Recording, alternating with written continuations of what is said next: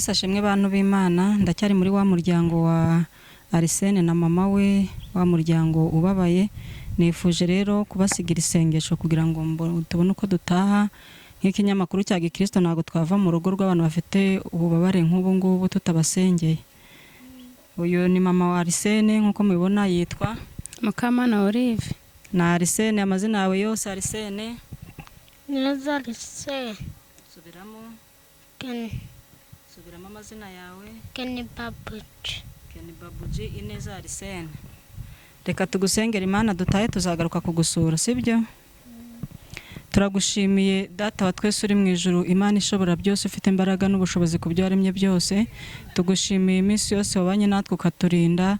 Tugushimiye ko wabanye natwe mu rugendo rurerure tuza gusura uyu muryango. Tugushimiye ko twabasanze nubwo bafite ibibazo ariko baracyahumeka. Izina ryawe rihabwe icyubahiro. Tugiye gutandukana nabo ku mubiri rero, ariko ku mwuka turacyari kumwe nabo, turacyabatekereza.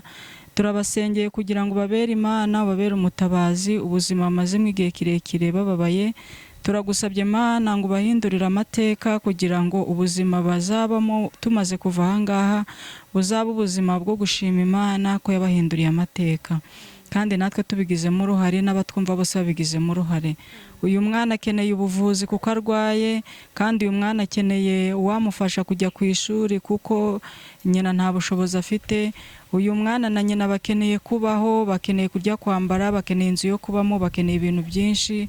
Isi n'ibiyuzuye n'ibyawe Mana, kandi nta cyakunaniye mu bumana bwawe twagiye tukubona. Weho wahabaye amubyara ukabarokora bombi ngo babeho. Waravuze ngo babeho babaho, hari icyo ugambiriye kuri bo, kandi umugambi wawe ni mwiza ku buzima bwabo. Turabasengera ngo bahe amahoro, bahe n'ubufasha bukwiriye. Ukoresha abantu bawe mu Rwanda no mu mahanga, kuko wavuze ngo wiremeye abantu baremeye imirimo myiza, kugira ngo uyu muryango ubeho mu buzima bugushima. Natwe tuzanezezwa cyane nuko uzaba ubagiriye neza, ubahinduriye amateka. Natwe tuzafatanya n'uyu muryango kugushima. Uyu mwana Arsene ni imfubyi, umuntu wagira umutima mwiza wo kumufasha azabishimirwa n'Imana kuko azabafashije imfubyi. Kandi mama we twamubara nk'indushyi n'umupfakazi kuko umugabo we yarapfuye amusiga akiri mutoya n'umwana we.